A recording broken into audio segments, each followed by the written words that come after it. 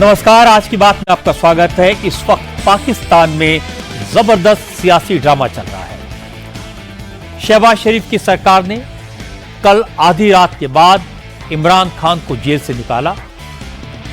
पूरे शहर की स्ट्रीट लाइट्स ऑफ कर दी गई।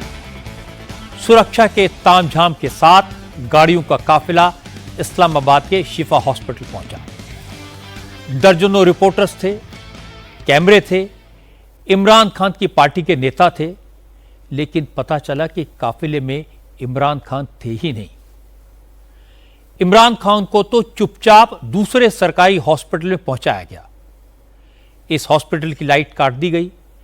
टॉर्च की रोशनी में इमरान खान के आई चेकअप का नाटक हुआ और वहां से उन्हें फिर अडियाला जेल भेज दिया गया। पाकिस्तान की सरकार ने दावा किया कि हुकूमत ने सुप्रीम कोर्ट के आदेश का पालन कर दिया है। इमरान खान के सारे चेकअप हो गए हैं। खान साहब बिल्कुल तंदुरुस्त हैं, किसी को फिक्र करने की कोई जरूरत नहीं। लेकिन इमरान खान की बहन ने पूरी सच्चाई दुनिया के सामने बयां कर दी। उन्होंने बताया कि इमरान खान की आंख पर पट्टी थी, उनका चेहरा सूजा हुआ था। तन्हा सेल में रखने से इमरान के दिमाग पर असर होने लगा है।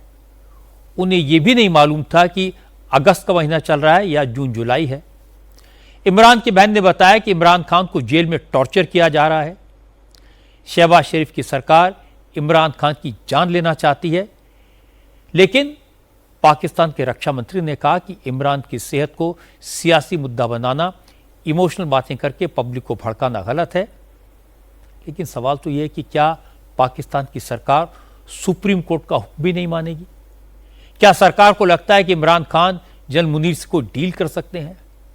शहबाज शरीफ की कुर्सी खतरे में पड़ सकती है, इसीलिए सुप्रीम कोर्ट के ऑर्डर को ताक पर रखा गया। पाकिस्तान के अंदर हालात कैसे हैं, ये सब मैं आपको बताऊंगा, लेकिन सबसे पहले आपको ये बता दूं कि कल रात के अंधेरे में शहबाज सरकार ने क्या क्या गुल खिलाए। पाकिस्तान के चीफ जस्टिस ने इमरान खान को इस्लामाबाद के शिफा हॉस्पिटल में एडमिट कराने का हुक्म दिया था। शहबाज शरीफ की सरकार की रिव्यू पिटीशन खारिज कर दी गई। इसलिए पाकिस्तान सरकार ने मजबूरी में आधी रात के बाद इमरान खान को अडियाला जेल से निकाला। लेकिन शिफा हॉस्पिटल के बजाय इमरान खान को सरकारी हॉस्पिटल PIMS में ले जाया गया। जंगल के रास्ते हॉस्पिटल तक पहुंचाया गया। क्योंकि सुप्रीम कोर्ट का हुक्म था कि डॉक्टर्स के पैनल में इमरान खान की बहन डॉक्टर उज़्मा खान भी रहेंगी, इसलिए सरकार ने डॉक्टर उज़्मा खान को भी एक गाड़ी में बैठाया, लेकिन उन्हें यह नहीं बताया कि इमरान खान को कहां ले जा रहे हैं। रास्तों की लाइट्स बंद थी। जिस PIMS हॉस्पिटल में इमरान खान को इलाज के लिए लाया गया, उस हॉस्पिटल में भी पावर काट दी गई। अब अपने देश की बात करते हैं। आज राहुल गांधी ने एक बार फिर छात्रों के कंधे पर बंदूक रखकर सरकार पर निशाना साधा। संसद मार्ग थाने में दिन भर ड्रामा किया। राहुल गांधी उस स्टूडेंट को साथ लेकर सुबह करीब 11:30 बजे घर से निकले, जो जंतर मंतर पर प्रोटेस्ट के दौरान पैलेट गन के छर्रों से घायल हुआ था। इंटरेस्टिंग बात यह कि आज झारखंड में छात्रों के आंदोलन को लेकर राहुल गांधी से कई बार सवाल पूछे गए, लेकिन राहुल गांधी ने झारखंड के नौजवानों के बारे में एक लफ्ज नहीं कहा। असल में झारखंड के नौजवान एक बार फिर आंदोलन की तैयारी कर रहे हैं। हेमंत सोरेन ने JPSC और JSSC के सारे एग्जाम्स कैंसिल करने का आदेश दिया था। इसलिए जयपाल मुंडा स्टेडियम में धरने पर बैठे छात्रों ने आंदोलन खत्म कर दिया था, लेकिन हाईकोर्ट ने सरकार के आदेश पर रोक लगा दी। इसलिए छात्रों ने आंदोलन फिर शुरू करने का ऐलान किया। अब बात करते हैं कॉकरोच जनता पार्टी की। जंतर मंतर पर आंदोलन करने वाले CJP के लीडर्स अब अगले मिशन में लगे हुए हैं। सरकारी स्कूलों का रियलिटी चेक किया जा रहा है। यह काम महाराष्ट्र में हो रहा है और यह काम राजस्थान में भी हो रहा है। CJP के एक मेंबर आशुतोष अंका राजस्थान के रहने वाले हैं, इसलिए उन्होंने राजस्थान के स्कूलों को निशाना बनाया है, रियलिटी चेक करने के लिए गए हैं। आज आशुतोष के साथी जयपुर के पास रामपुरा गांव के सरकारी स्कूल के हालात का जायजा लेने पहुंचे। एजुकेशन सिस्टम को लेकर एक हैरान करने वाली खबर आज बिहार से भी आई। बिहार में BSc, नर्सिंग और B फार्मा का रिजल्ट आया। कई कॉलेजेस के 90% स्टूडेंट्स फेल हो गए। तो पूरे बिहार में हंगामा हुआ। पता लगा कि इस बार नर्सिंग के एग्जाम में नकल नहीं हो पाई। ज्यादातर छात्रों ने कॉलेज के मैनेजमेंट को पैसे दिए थे, मैनेजमेंट में पास कराने का ठेका लिया था, लेकिन इस बार नकल नहीं हो पाई। रिजल्ट आया तो फेल हुए स्टूडेंट ने हंगामा शुरू कर दिया। अब यूपी की बात करते हैं। आज योगी आदित्यनाथ ने नौजवानों से बात की और ये नौजवान थे जापान के स्टूडेंट्स। उनके साथ सेल्फी ली, हंसी मजाक किया, ठाके लगाए और तोहफे भी दिए। असल में आज लखनऊ में ए डायलॉग विद द फ्यूचर इस प्रोग्राम का आयोजन हुआ। इस कार्यक्रम में यामानाशी के गवर्नर कोटारो नागासाकी शामिल हुए। उनके साथ जापान के 13 स्टूडेंट्स भी योगी से मिलने पहुंचे। जापान के छात्रों से मिलने के बाद योगी पूर्व मुख्यमंत्री कल्याण सिंह के पुण्यतिथि आयोजित समारोह में पहुंचे। यूपी में कल्याण सिंह की पुण्यतिथि को हिंदू गौरव दिवस के तौर पर मनाया गया। इस कार्यक्रम में योगी ने अखिलेश यादव को निशाने पर लिया। अखिलेश की तुलना गिगिट से की।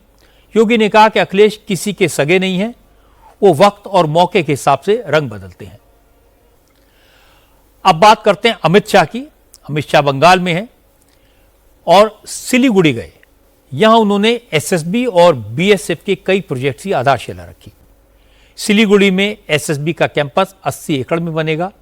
अमित शाह ने कहा कि बांग्लादेश की सीमा पर जल्दी ही फेंसिंग का काम पूरा हो जाएगा, क्योंकि बंगाल सरकार से जमीन मिल चुकी है, काम शुरू हो गया है। अमित शाह ने कहा कि यह सब बंगाल में सरकार बदलने का असर है।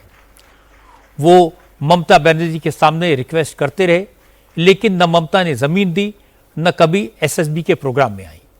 अमित शाह ने कहा कि अब शुभेंदु अधिकारी की सरकार है, जमीन के लिए केंद्र सरकार की चिट्ठी बाद में पहुंचती है, जमीन पहले मिल जाती है।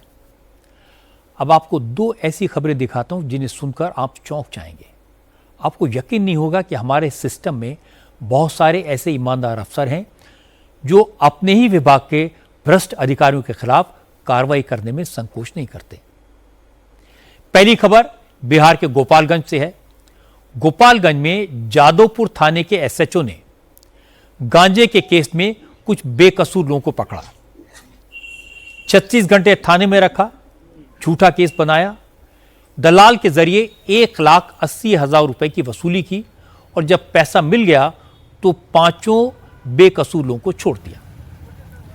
पुलिस के चंगुल में फंसे एक गरीब ने गांव के साहूकार से 10% ब्याज पर पैसा लेकर थाना इंचार्ज तक पहुंचाया, तब उसे छोड़ा गया। इस मामले की भनक गोपालगंज के एसपी विनय तिवारी को लगी। एसपी ने अपने लेवल पर जांच कराई और शिकायत सही पाई, तो विनय तिवारी ने मामले को दबाया नहीं, अपने महकमे के करप्ट अफसरों की कारगुजारी कैमरे के सामने खुलकर बयान की। पुलिस के करप्शन का एक और केस आपको बताता हूं। मध्य प्रदेश के मुख्यमंत्री मोहन यादव ने आज भ्रष्टाचार के आरोप में कटनी के डीएसपी के खिलाफ केस दर्ज कराया। डीएसपी को सस्पेंड करके उसके खिलाफ जांच शुरू करवा दी। असल में कटनी की डीएसपी नेहा पच्चीसिया पर आरोप है कि उन्होंने मर्डर के एक आरोपी से वसूली की। आरोपी की 82 लाख की जमीन सिर्फ 18 लाख में अपने परिचित के नाम करा दी। इस केस की शिकायत मिली तो मुख्यमंत्री मोहन यादव ने नगर पुलिस अधीक्षक नेहा पच्चीसिया के खिलाफ एफआईआर दर्ज कराने के आदेश दिए। आज हैदराबाद में एक सांसद के बेटे ने अपनी 5 करोड़ की कार से एक मासूम लड़की को कुचल दिया। इस एक्सीडेंट में लड़की की मौके पर ही मौत हो गई, लेकिन एक्सीडेंट करने वाले संजुष को थाने से ही जमानत पर छोड़ दिया गया। यह घटना हैदराबाद के माधापुर इलाके में हुई। 26 साल की भारती लाइफस्टाइल स्टोर में काम करती थी। वो अपनी दोस्त के साथ लंच करके लौट रही थी। सड़क क्रॉस करते समय तेज रफ्तार गाड़ी ने उसे टक्कर मार दी। भारती ने मौके पर ही दम तोड़ दिया।